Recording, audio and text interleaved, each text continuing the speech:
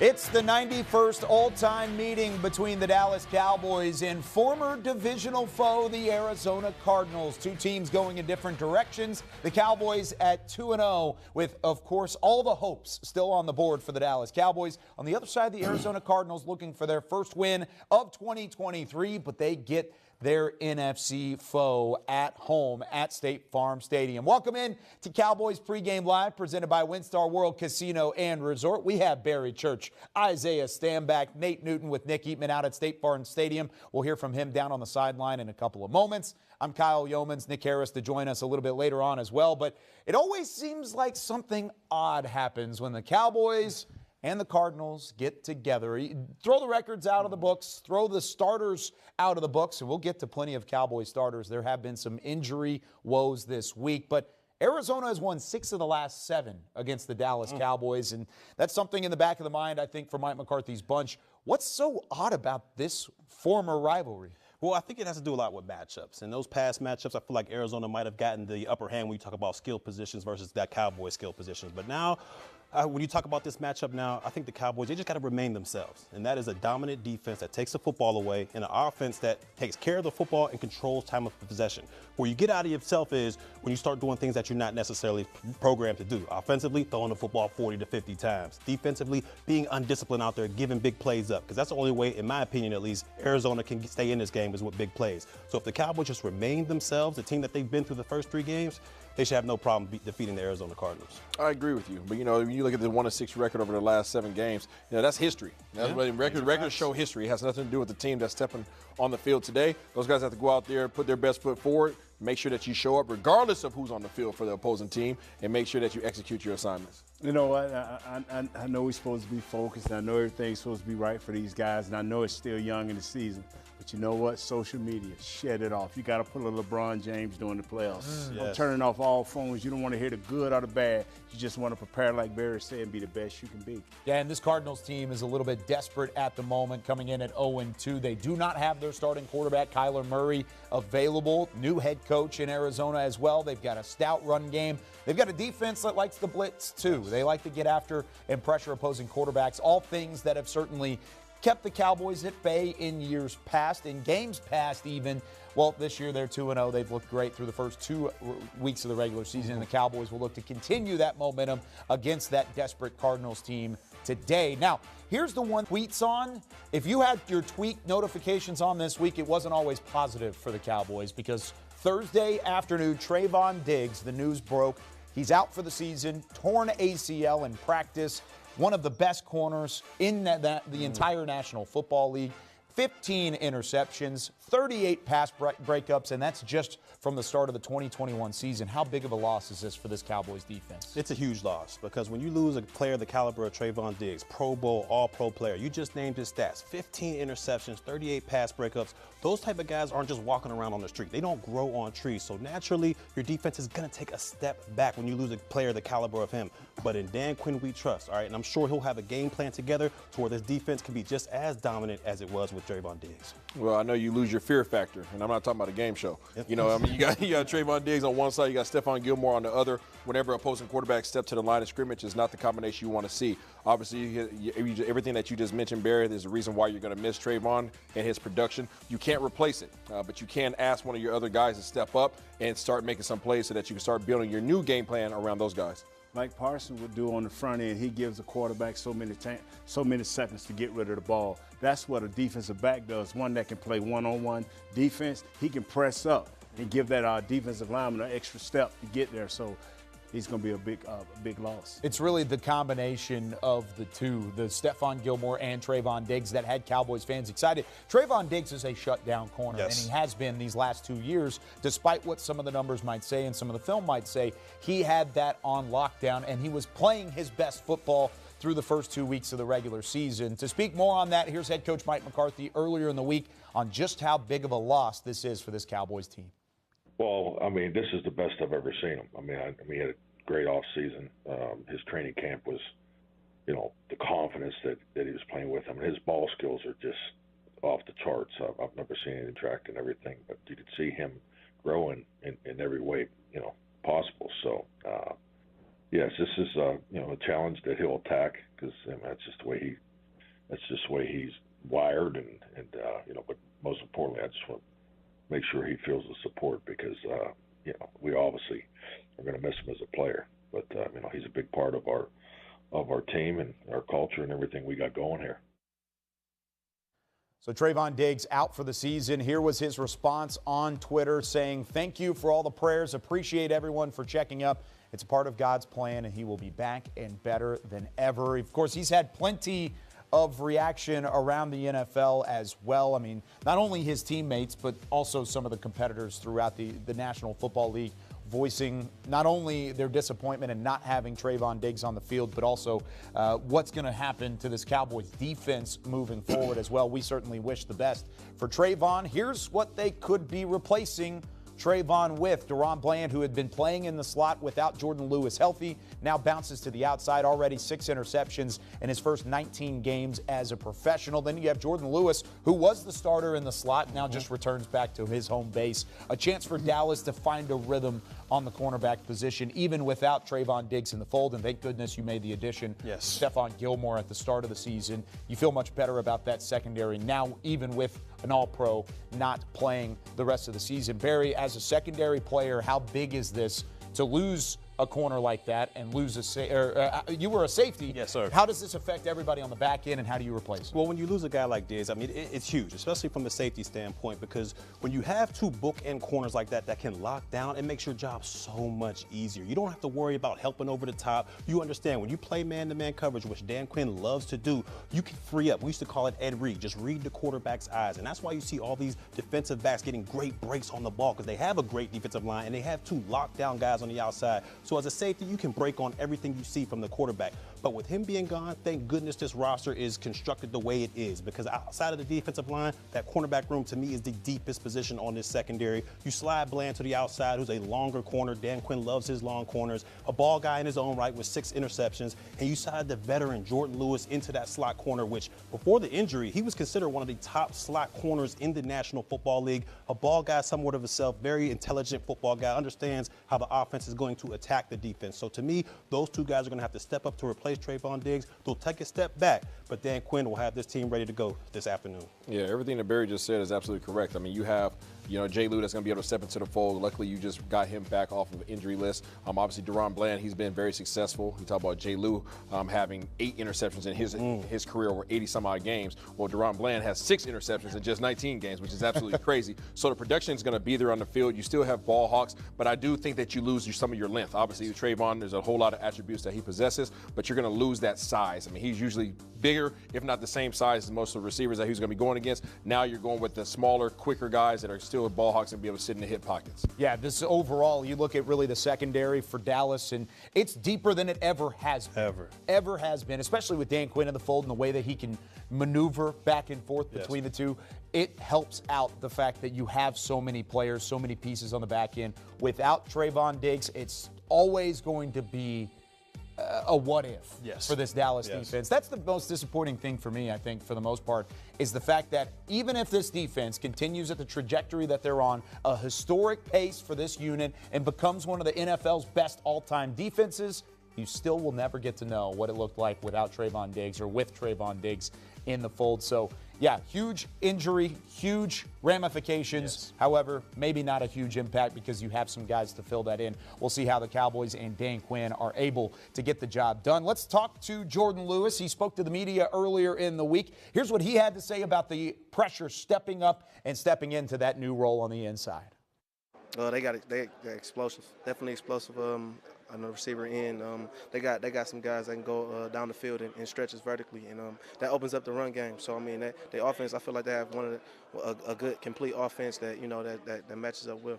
Watching tape this week of what you guys did against the Jets, what have you seen? Was there room for improvement? Where are you looking at? Just continue to play the style of ball that we know. They're a great offense. We feel like they can get it on and play however they want to. If they want to run the ball, they can. If they want to throw the ball, they can. We feel like this is a premier offense, and they can get it done. I mean, I feel like a lot of guys get stuck up in not having a big name, but those guys can go out there and play. Jordan Lewis with plenty of pressure on him through this week because he's back in the fold. And not only is he healthy, but he has to come in and play significant snaps for that Dallas defense. He may not be the only one in backup duty, or at least starting duty this week, that might have a big challenge on their hands. And with more on that, we go out to State Farm Stadium on the sideline as the Cowboys prepare to face the Cardinals with Nick Eatman live from the sideline. Nick, offensive line is a huge question right now. Multiple questionable grades going into this matchup. What does it look like up front for the Cowboys, and what could the starting five be? Well, they're still trying to figure out the starting. Zach Martin is out at right guard, and center Tyler Biotish is out as well. Looks like Tyron Smith is probably not going to play in this game. He is active. He's a captain. But as it stands right now, he's going to work out right now. They're going to see what he can do. Obviously, he was healthy enough to be active, but that's the reason why Chuma Edoga is not going to be at right guard. That'll be TJ Bass. It's because they probably need him at some point at left tackle. Maybe he starts. Maybe he finishes the game. We're going to see what Tyron Smith can do. But the way it looks right now, it'll probably be Edoga, Tyler Smith, Brock still. So 3 different starters out on the line of scrimmage for the Cowboys is what you're saying. Tyron Smith, Zach Martin, and Tyler Biotish all not in the fold. If that's the case, what is your confidence level on the offensive line going up against this Cardinals defense? Well, it's not as good. I mean, this game is starting to get a lot more competitive when you talk about the injury to Diggs, and then now what's happening with the offensive line. So that's how you make this game equal. Is the best players you've got are now banged up and not ready to play. We'll find out about Tyron Smith, but either way, it's obviously not at a point where he's at 100%. So it's the confidence level is not the same. We'll see what these guys can do. Bass has had a good training camp, and he's got some work here. And Edoga at left tackle wasn't something that really looked good at training camp at all. Now, he was going up against Micah Parsons in this pass rush, but to me, he's more of a guard. So him at tackle, that's one where that's going to be interesting. Now, you might see Austin Richards in the fold there, too, and just basically having to plug the gaps where need be. Based on the Trayvon injury, we just talked extensively about that. Which one do you feel like is more of an impact in Week 3 specifically? The offensive line injuries racking up, or Trayvon Diggs on the outside, not having him in the secondary? Yeah. I think the offensive line, just because there's so many and it's a continuity thing, I think that the depth that they have at corner is pretty good. You are losing an elite cover guy, so there's no doubt that that's going to be significant. But I think the fact that it's looking like 2, maybe 3 starters and really key players too. These are guys that make calls on the line with Biotish and Zach Martin. So you talk about your interior, and then also Dak's blind side there at the left tackle. So that's really going to be a big blow, especially if Tyron Smith isn't playing. Not all great news from Nick Eatman, but the good news is we're going to hear from you on the back end with Stephen Jones later in the day. But thank you again for joining us. And unfortunately, not the great news from the sideline from State Farm Stadium, as the Cowboys might be without 3 of their offensive linemen starters. Tyron Smith, Zach Martin, Tyler Biotish, all very much so up in the air for their status going up against the Cardinals here in about an hour. Let's hear from Dak Prescott, who, of course, is going to be behind that makeshift offensive line, and how things can unfold for him and what he's focusing on going into the week against the Cardinals. Yeah, it is. It's a blessing. Really is. Grew up wanting to play this game at its highest level, and that's simply what this league is. And to think back that this would be, to say I've had 99 at-bats at it and this would be 100 is pretty cool. Being the physical game it is, knowing how hard it is to play in this league, stay in this league, it's something special. Not that I take any moment for granted, but I saw that stat, I guess, earlier this week, and it was sent to me, and that was a pretty cool one. Can you talk about that line between not being too overconfident over an 0-2 team, but still having confidence within you and your teammates? Yeah, it's the NFL. You never really should look at records as writers, as players, or as anybody associated with the NFL. I think you learn that quick, that you can't look at the records. So for us, it's about being confident in who we are, and simple as that, and understanding that we've got to grow and we've got to build on these first 2 games and ultimately just get to 3-0. So Dak Prescott talking about this being his 100th game at first in completion percentage. He's actually setting a career high as we speak, 71% completion here in 2023. The passing touchdown certainly up there, only trailing Tony Romo. Then you've got the passing yards, the attempts, the completions, and then a big-time number down there at the bottom. 63 wins. He has a chance for number 64 today as we return with Barry Church, Isaiah Stanback. I mean, what is Dak Prescott? It's hard to put into words, but I'm going to ask you to put it in words. All right. What has he meant to this organization in just a short amount of time? But 100 games, I mean, that's nothing to sneeze at. That's nothing to sneeze at all. And I understand it's a short sample size. And I was only able to play with him for 1 year, his rookie year. But I can say this, man, this guy was probably one of the best leaders I have ever been around in my life. I mean, when you talk about a team in 2016 that was veteran-led. I mean, there was no young guys out there. It was all veteran-led. And this guy was able to come in as a rookie, take over that team, and lead all of us to the playoffs. And from there on, he has not looked back. I mean, he's gotten more comfortable with this offense when you talk about his ability on the playing field. But to me, when I think about Dak Prescott, all I can think about is the leader, because he's one of the best leaders I have ever been around. Yeah, you could talk about his stats all day long. I don't know, you could speak to his leadership, but I think when you talk about the individual and some of the things that he's overcome, I think he is a model citizen, and I know he's the greatest representation of the brand that you could ever hope for an organization. So he's doing amazing things, obviously, on the field, off the field, and inside that locker room, and that's all you can ask for out of your QB1. Well, and the new system that Mike McCarthy is putting in as play caller has allowed Dak Prescott to be successful here in 2023 and a chance for him to continue in that same echelon. I mean, it's back-to-back games for the first time since 2021 where Dak Prescott has not thrown an interception. He'll look to make that 3 straight today. But why is it so simple for Dak right now, Isaiah? Why does he look like he's just a completely different confidence level than he was last year? Well, it's the system. It's a change between Kellen Moore and Mike McCarthy. I mean, you just talked about it in some of the stat lines there. You know, in last year was 66% completion rate. This year is 71.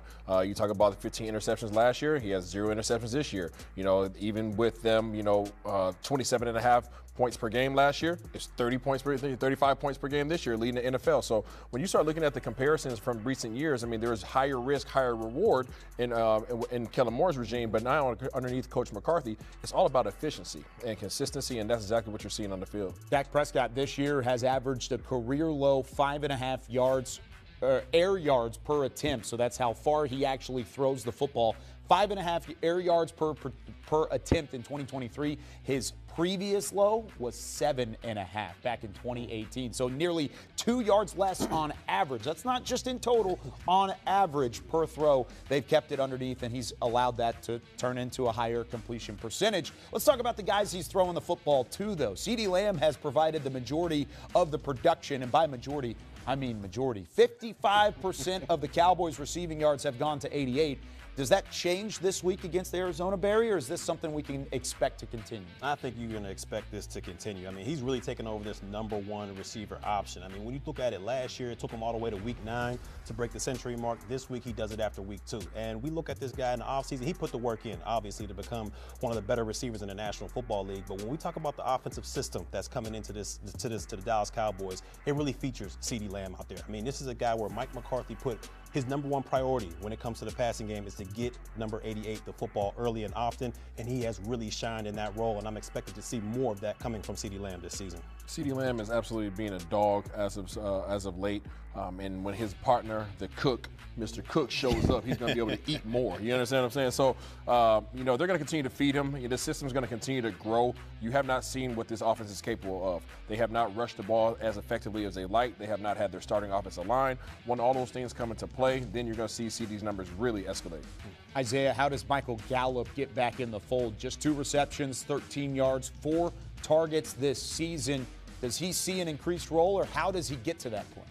I'm not sure, Kyle, just being honest with you. I don't see how he can be as dominant as he's been yards per attempt in last year, all the way down to 5.5 this year. It's about shorter, highly effective passes, and there's a lot of 2-man concepts. To be honest with you, there's 12 personnel, which takes him off the field. So even now when he walks in the field in 11 personnel, the ball's coming out quicker. He doesn't, what they value most about Michael Gallup is big play, big catches down the field, and they're not getting to that aspect of this offense. So I'm not sure how he fits in. Yeah, I'm with you on that one. I mean, without a doubt, Michael Gallup has got to step up. There's no ifs, ands, or buts about it. And he had a perfect opportunity to do so last week with Cooks being out, but the production just wasn't there from Gallup overall. So to me, you know, when you look at this season overall, they're going to need Michael Gallup's production out there eventually as the season goes on, but he's got to step up and fill in that role. I mean, if you're not producing, and you know, just like I know, when you get that bag like they've given Michael Gallup, the expectations are for you to go out there and be one of these top receivers. And so far, 2 receptions for 13 yards, that's just not going to cut it.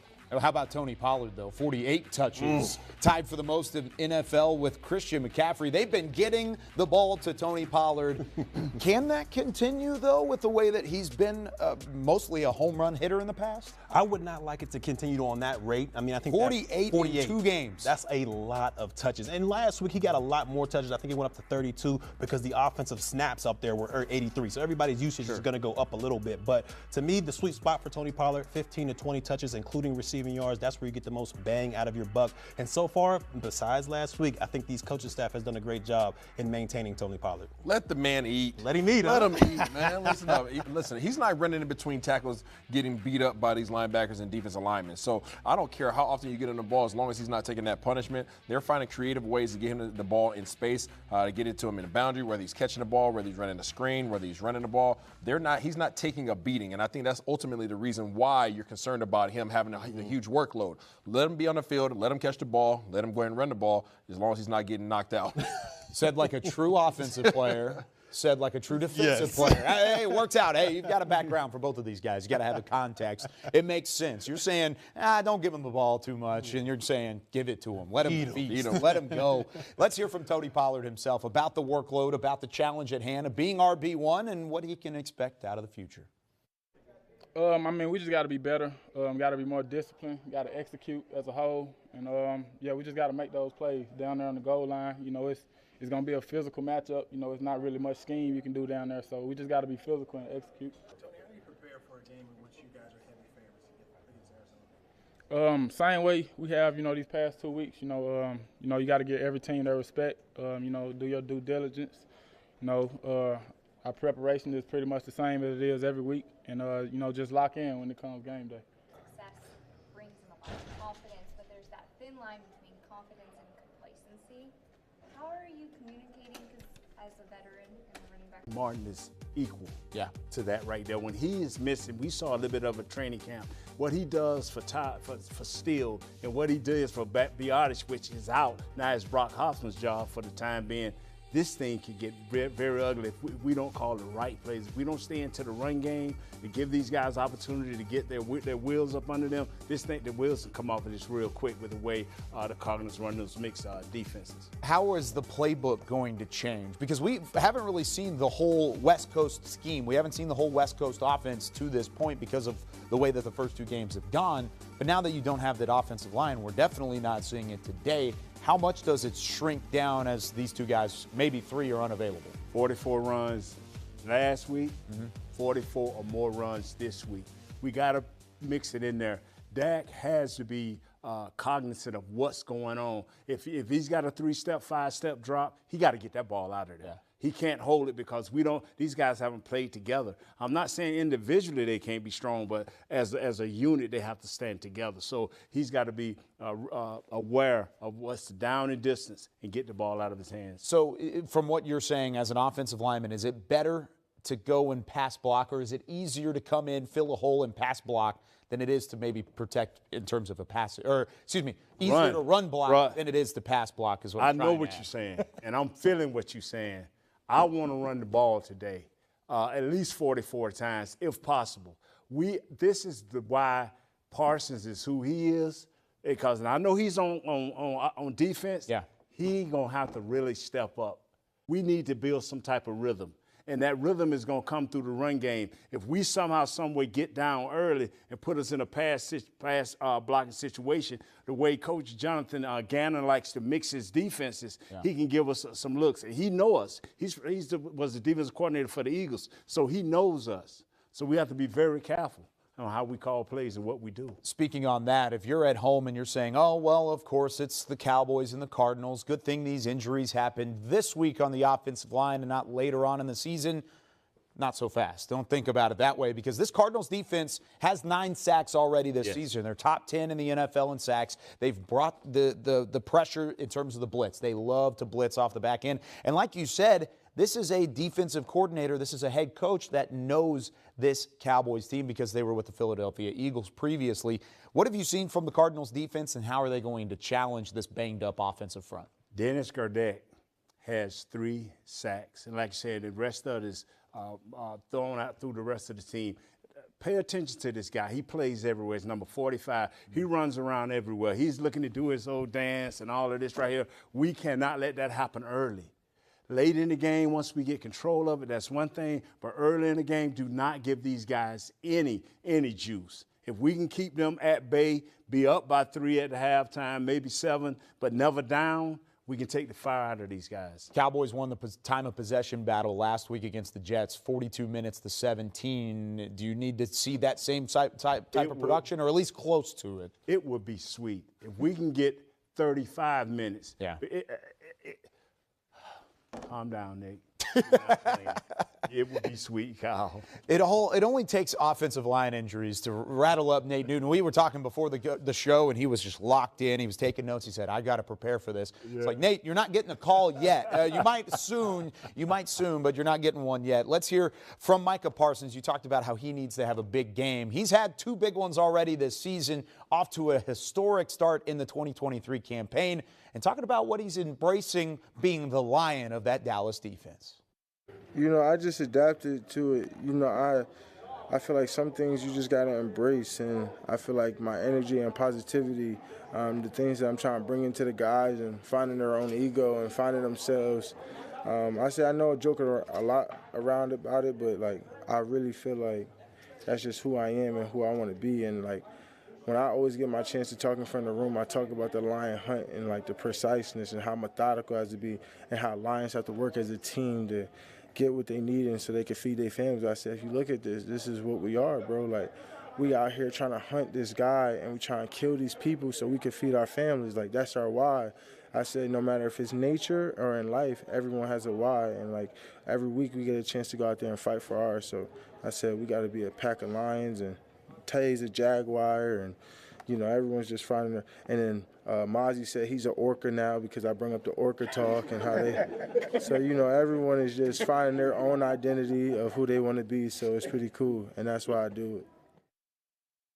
Embracing the lion is only the start for Micah Parsons. He's off to a fantastic beginning to the 2023 season. 15 pressures, tied for the most in the NFL right now, to go along with 3 sacks. He has been as disruptive and as impactful of a player on the defensive side of the football as we've seen not only all season, but really over the last few decades for the Dallas Cowboys and for the NFL. It has people talking not only in the building, but nationally about the possibility of winning a defensive MVP for the first time since 1986. The last person to win an MVP on the defensive side of the football was Lawrence Taylor. So let's compare between the two of them through what they've done in their career.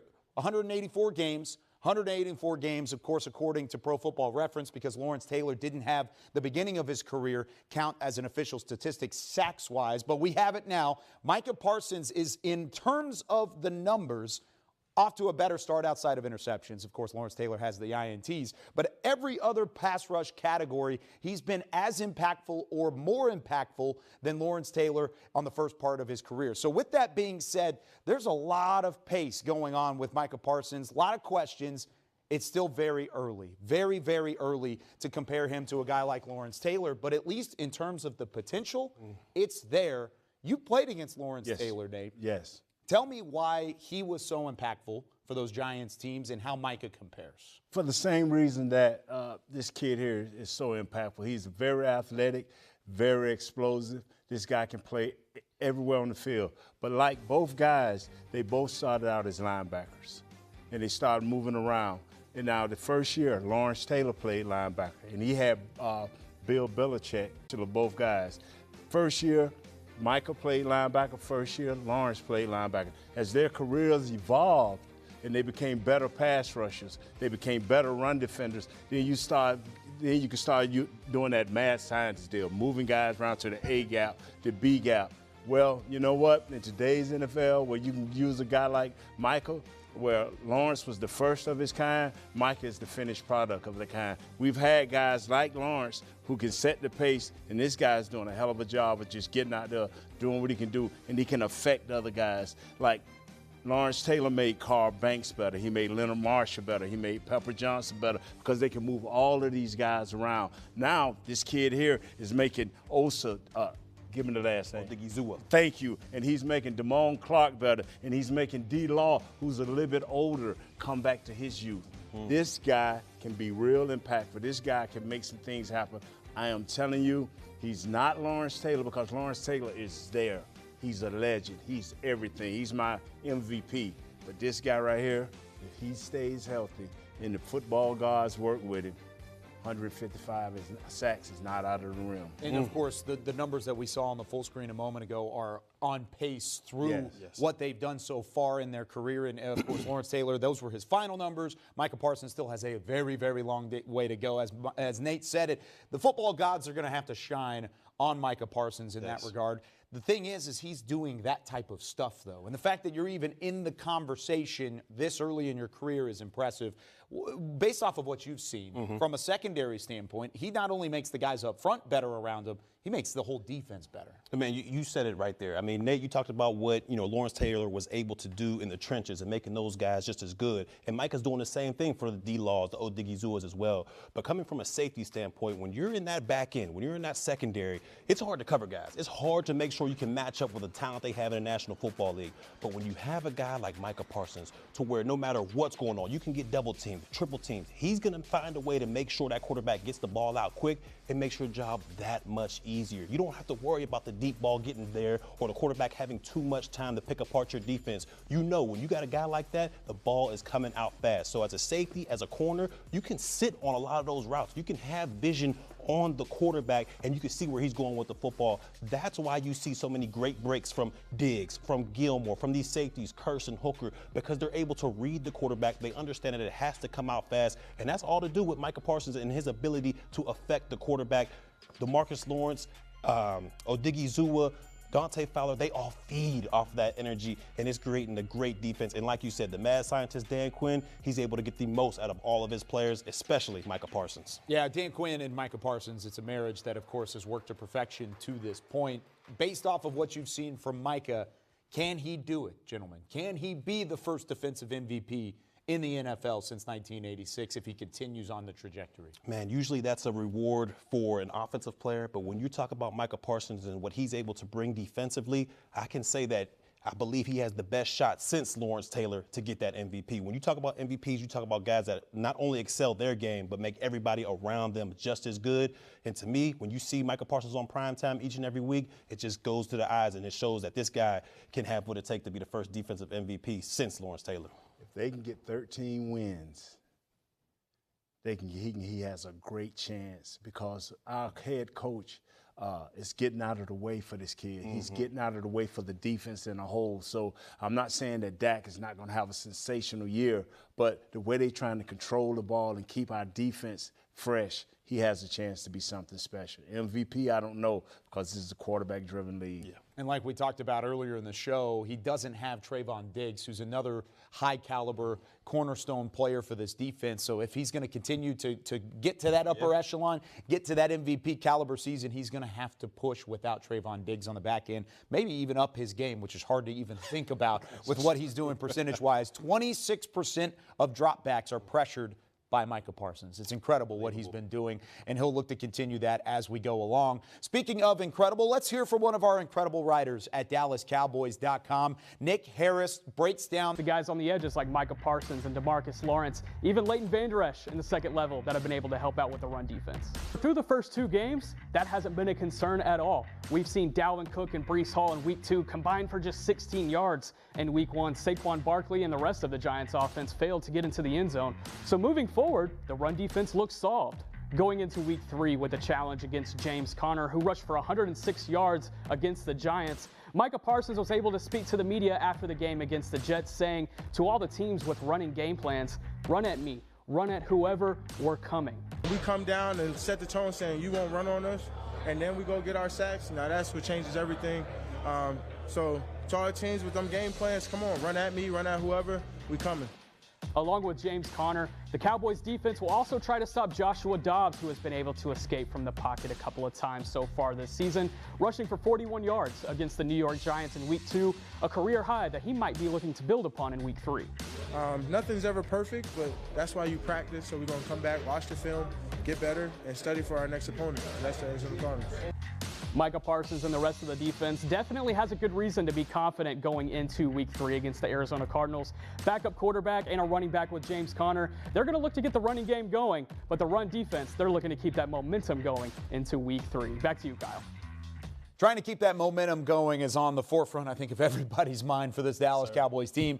This might be one of those that you just survive in advance. This is a team, at least talent-wise, you feel pretty comfortable against, but they do provide their own unique challenges. Back here with Barry Church, Isaiah Stanback, Nate Newton, I'm Kyle Yeomans. Let's talk about some of those challenges, starting with James Conner at the running back position. He is a tough, physical runner, not somebody like the Dalvin Cook or the Breece Hall or even the Saquon Barkley that the Cowboys have seen to start the season. James Conner brings a physicality to his game. How is that different from a of going against James Conner multitude of times out there? And this is a guy that if he's going north and south, if he started going north and south and he's getting rolling, then that's going to be a headache to bring this guy down. The key is you got to make him go sideline to sideline. You got to make him go east and west and use that speed to track him down. But if he gets going north and south, it could be a long afternoon. Well, you better get him in the backfield because this dude is a juggernaut. Yes. You let him get the momentum going. Yes. He's going to come right downhill. He's going to put the crown of his helmet right in your face, and you're going to be going backwards. You have to make sure that you catch him early and make sure you call the rest of your boys back in the backfield as well, because this guy can hurt you if he gets going. His confidence, you saw it on his arms. It says Conner strong.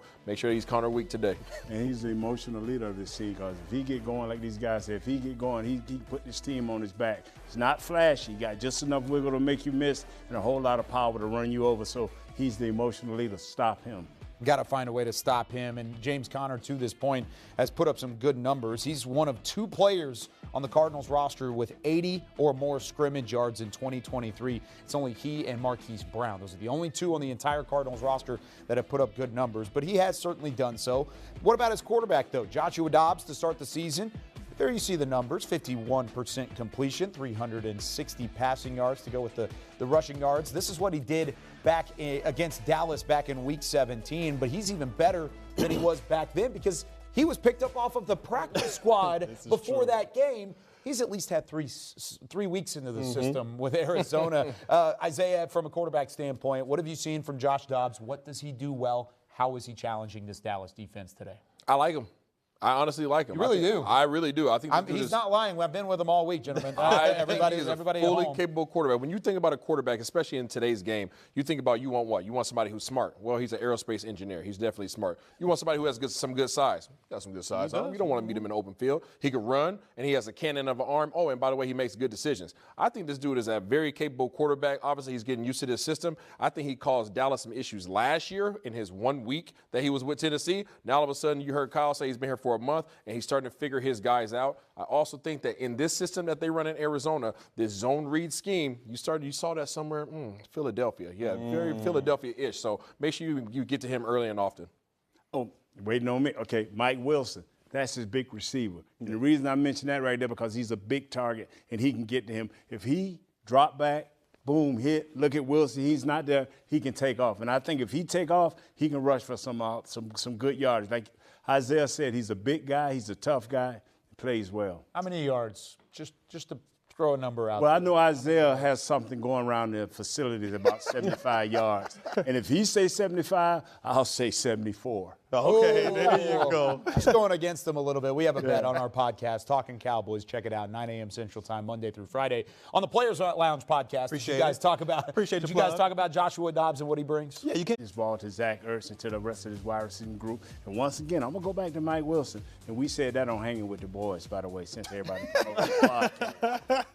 I mean, we might as well just plug the entire Cowboys podcast system. What do you think about the pass catchers? Well, being that I'm on Talking Cowboys, and that's the first show in the week, 9 a.m. No, I think the pass catchers are good. I think these guys have very capable guys, but the thing is their speed. These guys are 4-3 across the board, hands down. You got Hollywood Brown, you got Rondell Moore out there. Both of those guys have the juice to get you loose if you allow for them to. And then you got the big boy Wilson that he was talking about. Zach Ertz likes to play in the middle of the field. The one thing about this offense is they like to push the ball down the field. So if they don't have time to push the ball down the field, they're not a threat. But if they have time to get down the field, then you obviously have to play them man coverage. And if you're playing man coverage, then you got to worry about that dude Dobbs getting out the pocket and running. This is true. Isaiah, you said exactly what I was thinking. The secondary, stay on top. When you talk about Hollywood Brown, he has nothing but go juice. And Josh Dobbs, he has the arm to get it there. So stay on top. That's the only way the Arizona Cardinals can stay in this game with big chunk plays, big plays like that. Stay disciplined in your secondary and stay on top of Hollywood Brown because he can burn you. Speaking of staying on top, speaking of the secondary, we've talked about Trayvon Diggs a little bit to this point in the show. Can Stephon Gilmore still do all those things? Can he still be cornerback one in this Cowboys defense and in this secondary? Based off of what we've seen so far, still has some of that juice, but does he have enough to step up and be that number one guy? I believe he does. I mean, even though he might have lost a step here and there, he still has that technique. He still has that ability to jam you up at the line of scrimmage and slow down even the fastest wide receivers out there. Now, when it comes to Gilmore traveling, maybe in the future, I see that maybe coming to fruition because you're going to go against some guys like a A.J. Brown, like a Deebo Samuel. You're going to go against guys like a Tyreek Hill that can blow the top off of your defense. I want my most experienced cornerback out there. But as we go into this week, I believe they'll play right and left and have Bland handle his situation on that side. But without a doubt, Gilmore can still be that number one corner just because he has that technique at the line of scrimmage. I think he has to be, Barry. Yeah. I think he has to be that number one guy, but I am concerned because I think where you really relied on Trayvon Diggs to be the man that can sit in your hip pocket and run with some of the fastest receivers in the game, I'm not sure if Gilmore has that 6th gear still. I think he might be at like 4.5 gears, you know what I'm saying? So I'm not sure that he still has that go juice, but he's cerebral. He can still stick in your hip pocket as long as he's staying up on top of the coverage, as you mentioned, and looking down. The moment he has to turn his hips and turn and run, that's when I get worried, especially when we start talking about receivers that have 4.3 speed. I just think wisdom will keep him at the top and hang on in there until these other guys get up to speed. Bland and Lewis and all these guys get up to speed. I think he got enough wisdom to play the top receivers. But every down, every game, it's a long season. He got a little bit of old legs there. Yeah, we got to make sure and get through an entire 17-game season. Yes. Remember, we got 15 more of those suckers to go, and we're not even talking about the playoffs. If you're going to go where this Cowboys team wants to go, you've got 18 games left, at least, maybe 19 if you end up in the wild card round as well. What type of pressure does this put on the safety position, Barry? Of course, we're going to start with you, our resident Cowboy safety. Yes, sir. But when Trayvon Diggs goes down, what type of pressure is put on these guys? It puts a little bit more pressure on the safety. And I'll take it back to my time in Jacksonville when I got to play with, Jalen Ramsey in his prime and A.J. Boye, who was an all-pro in his own right. When you got guys that can lock down on the outside like that, as a safety, it allows you to just read it. And that means just to make a play and read the quarterback. That's what we've seen so far from this defense when Diggs was healthy. Guys just breaking on the football, reading the quarterback. With Diggs being out, I'm not saying it's going to take a full step back, but some of these safeties early on, they're going to have to check on Bland on that outside. Make sure he has everything handled over there. Dan Quinn might put a safety over top of him just to see how things work out like that. But for the most part, it's like night and day. When you have two bookend corners on that outside, it makes your job as a safety that much easier. With the absence of Diggs, they're going to have to do a little bit more man, and you can put your safeties back there to hover around and just pick off the leftovers. But now you got your three-headed monster back, though, BC. You got Donovan Wilson's coming off of injury. You have you Malik Hooker back there. You have J-Ron Kearse. All three of these guys are going to be able to go out there and make some plays, and they'll be sitting over the top, hovering to make sure that these guys have the support that they need to make plays. Yeah, for the most part, making plays is going to be a little bit tougher because that's what Trayvon Diggs was, right? That's what he was. He was a playmaker. You do get Donovan Wilson back this week in the safety spot. That's going to make things a little bit easier. You might have to rotate Marquise Bell, might have to rotate Wanye Thomas back and forth. Both of those things certainly a possibility for this Dallas defense, even without Diggs in the fold, but it does put pressure on those guys around them like we've talked about throughout the show. Let's go back out to State Farm Stadium, talk about maybe some more injury news because we've had plenty throughout the day already. Nick Eatman is on the sideline with Cowboys Chief Operating Officer Stephen Jones. Thank you, Kyle. And as always, I've got Stephen Jones, Cowboys Chief Operating Officer here at AT&T Stadium. No, sorry, State Farm Stadium, but it certainly did sound like it just a second ago when they walked in. This is going to be a really nice crowd of Cowboy fans. Well, we've always been so fortunate to have a lot of Cowboys fans here that were based here I think, before the Cardinals came. Sure. But certainly just feels so warm to walk into a building like this, land in Phoenix out here, and have this type of support. And it's going to be a fun afternoon, and hopefully we'll give them what they've been looking for. Well, let's talk about the offensive line. I mean, some issues there with the injury standpoint. Still kind of not sure. Do you have any update on, do you think Tyron Smith will play? Is he going to just kind of see how he does here in warm-ups? You know, I think that's going to be a long shot for him. He's going to dress out and hopefully, give it a run and see, or even if he has to, be in a situation, emergency, because of we moved 2 linemen up for this game, and so that's about all we have. Yeah. And you like to go with 8, but he'll probably be for sure dressing, and we'll see kind of how the game goes and see if if he can get any work in. If he can't, then it's a long season. Did you think maybe on Thursday or Friday that guys like Zach Martin, Tyler Biotish might have a chance? Was there any setback, or is it just like they just weren't ready? Well, you always think they have a chance. I mean, Zach Martin's, I don't think he's ever missed one. I mean, I'm sure he has, but and Tyler the same way. Biotish, he's always there, but it just turns out they weren't ready to go. And like I said, this is a long season, and you don't want to get them out there if they're not 100%. And that's the decision we made, and we've got some good guys that are ready to go in there now. It's great to have Tyler Smith back. Right. Obviously have Chuma ready to go, and then we'll have our 2 centers we brought off the practice squad to help out there, and then of course Awesome Richards just keeps getting better each week. So we'll be fine. What about on the other side, cornerback, with Trayvon Diggs obviously out for the season? You got some depth there, though. Are you excited about what you might see out of Deron Bland and those guys? Well, Deron's played out there. We'll throw it back to you guys. So that's unfortunate. We just heard it from Stephen Jones himself, Cowboys COO, saying that, long shot for Tyron Smith. So let's talk about it. What you got? We got Chuma Ndoga at the left tackle, right? Yep. Mm-hmm. We got T.J. Bass at the right guard. Left guard. T.J. Bass. I believe he would be left guard. Right? Is Zach Martin out? Zach Martin is out as well. Right. So you would want to go T.J. Bass at right guard? At right guard. I would. Yeah. Then you would go with the other kid. Awesome Richards? Yeah, Awesome Richards at the left guard, because he's played left, and Bass has played right during the training camp. But I'm going to leave it to Mike Solari. He'll pick the best 5. I believe in him. Like these guys, like I said, I trust in Mike Solari. Now I want to see what Coach McCarthy does with this, because you can't give a lot of personnel. You got to kind of lock this thing down, slow it down, and keep it simple. Like we talked about earlier, if we can get 44 runs, maybe more, not much less, then we can get these guys into a rhythm. You don't want guys on different levels, and the quickest way to get them on the same levels is to do a lot of running. Play action pass should be big this week. Mm-hmm. Play action pass. And Tony, I know I said 22. Don't leave the game. Pollard. So here's my thing: is you entered the week expecting to get Tyler Smith back. Yep. Yes. You expected to get your starting 5 offensive linemen together for the first time since 2021. That was what the expectation was coming into the week. There's 3 guys, count them, 1, 2, 3 guys that go down. Zach Martin, Tyron Smith, Tyler Biotish. That's unprecedented. Nate, did you guys ever lose 3 offensive linemen in 1 week, 1 practice for that matter? Now, the thing here that we have to look at is the most important position is Zach Martin. He keeps this team together when all things break loose. He is the guy that everybody look at. Hey, boy, we got our all-pro, all-world guy to butcher. But now your play caller, Biotish, is out. That brings Hoffman in, Brock Hoffman. He's going to have to be on his P's and Q's.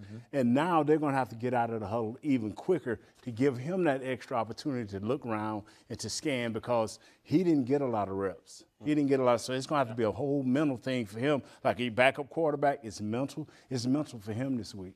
From a quarterback standpoint, you don't have your center. You don't have your right guard. You don't have your left tackle. What does that do from a mentality standpoint for Dak Prescott today? Well, good thing you have the Texas Coast offense. That works. Get the ball out your hands, because they're going to need to get the ball out their hand. And the reason why is because these guys are the 8th ranked team in the whole league in terms of blitz percentage. These guys come after the quarterback. They like to bring it. Not only that, This is the defensive coordinator is from Philadelphia, right? He knows exactly what caused Dak Prescott some issues in the past. I think if Dak can get the ball out of his hands early, he's going to be okay. The protection won't be a problem. Right? The blitz won't be a problem. But if he has to hold the ball, you talked about play action. You have to be able to run the ball in order to have play action, right? You came into this game, you talked about it, Kyle, being excited to be able to run with your starters in there. You're getting one guy back, but now all of a sudden you get that one guy back and you lose 3. Running the ball is going to be a challenge. Blitz percentage is going to be a challenge. Coverages are going to be a challenge. This whole game is going to be a challenge. How do you expect Arizona to attack this defensively? Because they know it too. They're going to look out there and they're not going to see 70, 63, 77. They're going to see that. What do you think they do? Well, from a defensive perspective, like you guys said, I'm bringing this kitchen sink. Everything but the kitchen sink is coming at Dak Prescott. I'm testing these guys early and often to see if they can hold up. Because, look, I understand when you talk about offensive line, everything has to stay in there and moving positions. That just invites the blitz. And like you said, Arizona loves to bring the pressure for the quarterback, and I can see a lot of that happening this afternoon. I have a feeling a couple of our keys to the game are going to be predicated off of this offensive line having some sort of success. We'll start with you, Barry. How do the Cowboys start 3-0 and continue this momentum, even with the injuries they've had to deal with this week? I'm going to go on the defensive side of the football. Continue to be as dominant as you've been these first 2 games. I understand the offense is hurting right now, the offensive line, all that good stuff. The defense, put it in your hands, put it on your shoulders, and go out there and don't even let Arizona score. Because if they score 0 points, if we score at least a field goal, we win the game. Defense, take over this game. You have a lot of question marks going into this game in terms of your offensive line. You're in hostile territory. You can't have turnovers. Anything more than 1 turnover is going to put you in a bad situation today. So you have to take care of the ball, whether that's throwing the ball or whether that's securing it when you're carrying it. No more than 2 turnovers. Otherwise, no more than 1 turnover. Otherwise, you're going to find yourself in a real situation. Coach Johnson used to tell us, and they tell me I got to stay back, but I'm going to step up and talk to y'all. Coach Johnson used to tell us, play a clean game. You are still the better team, and you should win. Maybe by 3, maybe by 1. But when you walk away, it should be a win. I think I'm right with Nate. Yeah. It doesn't even predicate. I've been on the turnovers key the last 2 weeks. By the way, I've hit it both times. 3 and 1, week 1, 4 last week. The takeaways are always big. I'm going to keep my cards in hand for this one, though. Just take care of business. Do your job. Keep it rolling the way that you have been, because on paper, top to bottom, talent-wise, this team is as good as any in the NFL, especially whenever you're matched up against the Arizona Cardinals, who, of course, as a team just doesn't have that same level of talent. Play a clean football game, take care of the football, continue to drive down the field, and then keep things easy for Dak Prescott. That's ultimately what you need to do from a standpoint in this one, because it's not going to look pretty always. It's not going to continue to look like they're blowing up all these NFL teams all the time. You're going to face some adversity. The Cowboys are facing some today here in week 3 of the NFL season. Again, the reason why we're talking about this going into a game where they are 2-0, they're missing 3 offensive linemen as well. But they are ready to roll at State Farm Stadium in Arizona. DeMarcus Lawrence getting everybody fired up. 3:25 kickoff on Fox. For Barry Church, Isaiah Stanback, Nate Newton, Nick Eatman out of Arizona. I'm Kyle Yeoman saying so long from the Star in Frisco. We'll see you afterwards for Cowboys Game Night and Cowboys OT.